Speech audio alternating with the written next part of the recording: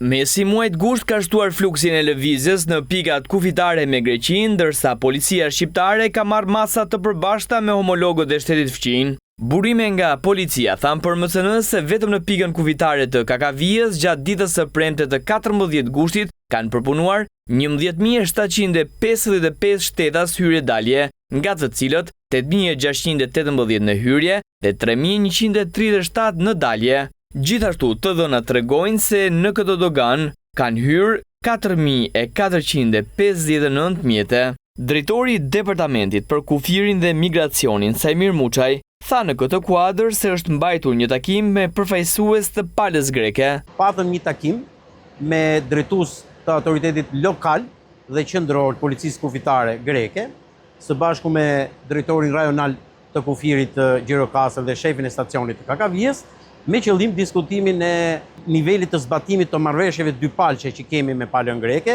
në fushën e qarkullimit ndërkufitar, në fushën e parandalimit të krimeve ndërkufitare, si dhe në fushën e migracionit palishëm. Jo vetëm Kakavija, por edhe pikat e tjera kufitare po përballen me fluks pasagjerësh dhe automjetësh. Radhë të gjata janë krijuar këtë fundjavë në pikën kufitare të Qafbotës në jug të vendit, si pasojë e fluksit të lartë të udhëtarëve. Ngarkesa është vërejtur në të dy anët e pikës së kalimit kufitar, ku qytetarët presin për përfundimin e procedurave të kontrollit. Në 24 orët e fundit në Qafbot kanë hyrë dhe kanë dalë rreth 10.000 shtetas shqiptare të huaj.